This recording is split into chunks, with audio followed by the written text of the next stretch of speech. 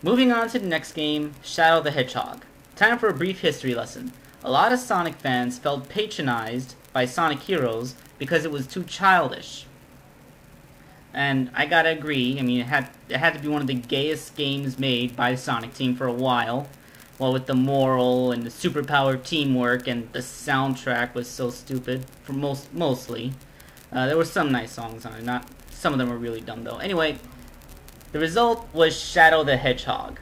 As you can see by all the gun violence and the people getting killed just in the intro cutscene, it's obvious that they decided to take the series in a much darker direction here. Now, I'm not sure exactly what the motivation was. It could be Sonic Team caving into demands and not being used to doing this kind of thing. It could be Sonic Team raising an enormous middle finger to all those people that complained about Sonic Heroes being too childish. Or it could just be a sign of the times, because Sonic wasn't the only series that made an unnecessarily dark and angsty sequel to a game. Prince of Persia, Warrior Within. So, for better or worse, we get Shadow the Hedgehog. There are three main factions: Black Doom, the Gun Commander, and Dr. Eggman, who represent the evil, good, and neutral aspects of this game, because the gimmick was, in fact, a moral choice system. Yes, moral choice system where you make decisions in the levels, and it decides what ending you get. Also, there were weapons and vehicles, something new to the series as well. This is a basic map. It shows all the branching paths that you can take, and there's 10 possible endings, not just 3, 10, which I found was actually good. And there's 3 basic goals. There's a good goal, the neutral goal, and the evil goal. And most levels have 3, some of them have 2. But as for gameplay itself, it imports pretty much everything from Sonic Heroes, and then adds things like gunplay.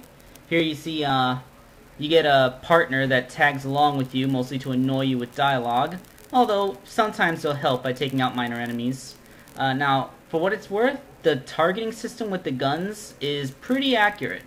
I mean, as long as you're facing the right direction, you should be able to shoot things and not miss. Also, you see him using the sign as a sword. This was the first game to use swords. And here I am hopping in a vehicle and driving it around.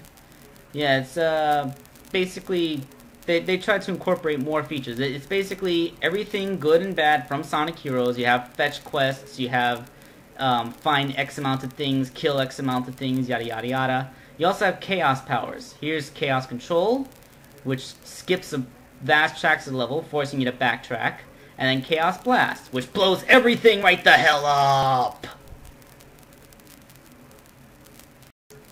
Okay, so on to the last game of the last console generation for Sonic Riders. Okay, now permit me to rant for a little bit.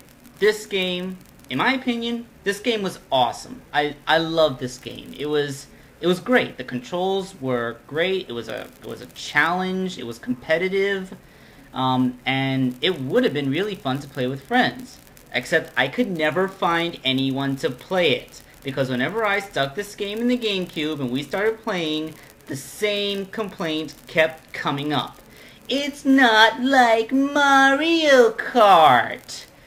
Yeah, because this game was not a carbon copy of Mario Kart, nobody wanted to play it. For some reason, Mario Kart is the only racing game that people will ever touch on the GameCube. I absolutely hate Mario Kart for that, because this is an incredibly great game, and nobody played it for that simple purpose. I mean, I really loved it. The controls are great, the graphics are fine, and it even had a somewhat compelling story. I mean, you have these 3 new characters introduced, that you have a whole big conflict. It's actually a good game. It's a great racer, and it's a good game regardless. I mean, I don't know. Okay, end rant. So what can I say? It's a racing game, and it's done extremely well. The controls are actually good. The characters move forward automatically, so you can concentrate on the steering. And there's 3 basic types of characters. You have your speed character, your flight character, and your power character, all with different abilities. As you can see, each character has their own stats. Some are faster, some corner better, some accelerate more. But they all fall into 3 basic types.